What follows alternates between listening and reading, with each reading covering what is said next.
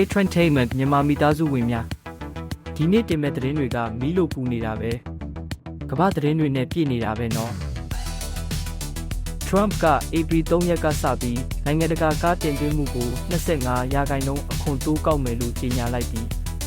Toyota, Honda နဲ့ Kia အစရှိတဲ့အာရှကားလုပ်ငန်းကြီးတွေဘီလီယံချီဆုံးရှုံးမယ်တညအတွင်း$16.5 ဘီလီယံကျောက်သွားတယ်ဆိုတာမယုံနိုင်စရာပဲနော်ဂျပန်မှာကားလုပ်ငန်းကစီးပွားရေးရဲ့3%ဖြစ်ပြီးကိုရီးယားမှာလည်းအလုပ်ကိုင်များဆုံးနယ်ပယ်ဖြစ်နေတော့ပွိုင်းဂျွန်မှာအလုပ်သမားတွေငါတို့အလုပ်ပြတ်မလားလို့စိုးရိမ်နေကြတယ်ကမ္ဘာခေါင်းဆောင်တွေကဘာလုပ်နေလဲဆိုတော့အရေးပေါ်စီးဝေးတွေကျိုးဝက်အစီအစဉ်တွေနဲ့အလုပ်ရှုပ်နေကြတယ်ဒါကအမေရိကန်နဲ့အာရှကြားကုန်သွယ်ရေးစစ်ပွဲ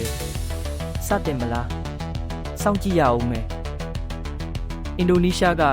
$1.4 ထရီလီယံတန်နဲ့ဒန်နက်ဒရစ်ဆိုတဲ့ကြီးမားတဲ့ရန်ပုံငွေစတင်လိုက်ပြီးဒါပေမဲ့ဘုတ်ဖွဲ့ဝင်တွေကိုကြည့်လိုက်ပါဦး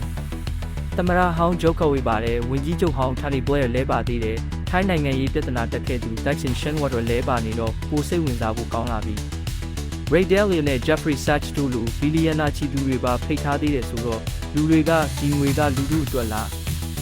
ဒါမှမဟုတ်နိုင်ငံရေးသမားတွေအတွက်လာလို့မေးနေကြတယ်ဒီလောက်ကြီးမားတဲ့ငွေနဲ့ဒီလိုနာမည်ကြီးလူတွေပါနေတော့တခုခုမားနေတယ်လို့ပဲနော်ဒါကအရှိတောင်အာရှရဲ့အကြီးဆုံးအာဏာလုပွဲဖြစ်လာမလား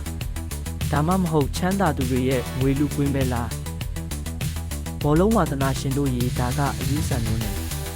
ဆော်ဒီက2034ကမ္ဘာဖလားအေရှင်ဖြစ်လာမယ်သူတို့စောင့်နေတဲ့စတေဒီယမ်15ခုက Black Panther စကားတွေကလိုပါပဲတစ်ခုက6ကမ်းပါးပေါ်မှာနောက်တစ်ခုကနယူးမြို့တော်မှာမီတာ350မီတာအမြင့် King Salman Stadium ဆိုလူ92,000ဆက်မယ်ဒါကဘောလုံးလား Star Wars စကားတွေကဟာလားသူတို့ကကမ္ဘာအားကစားခေတ်တစ်လို့ဆိုနေပေမဲ့တချို့လူတွေကလူအခွင့်အရေးမှာဘယ်လိုနေမလဲလို့မေးခွန်းထုတ်နေကြတယ်အခုကျွန်တော်တို့နိုင်ငံနဲ့သက်ဆိုင်တဲ့သတင်းမှတ်28ရက်ကမန္တလေးအနီးအင်အား9.8ရှိငလင်လုတ်ခဲ့တယ်ဒါကတကယ်ကိုပျက်စီးဆုံးရှုံးမှုကြီးဖြစ်ခဲ့တယ်လူ1600ကျော်သေဆုံး3400ကျော်ဒဏ်ရာရဖျားကြောင်းအင်ဂျီအသက်တွေအလုံးပျက်စီးသွားတယ်လူမှုကွန်ရက်တွေမှာဆူတောင်းစာတွေပြည့်နေတယ်လူတွေကအကူအညီကိုစောင့်နေရဆဲ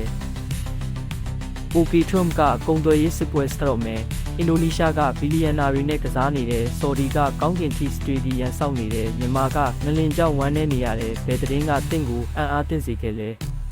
Trump ကတကယ်ပဲအလွန်ကြော်နေပြီလားအင်ဒိုနီးရှားရဲ့ရန်ပုံငွေကလှည့်ကွက်လားပါရမီရှင်ဆန်တဲ့အဆိုပါလားမြန်မာငလင်ကနေပြန်ထူထောင်နိုင်မလားခမန်တွေမှာတင့်ရဲ့ထင်မြင်ချက်တွေကိုရေးခဲ့ပါ Like share follow Trendtainment Myanmar လို့ဖို့မမီးနဲ့နော်နောက်သတင်းတွေစောင့်မျှော်နေပါ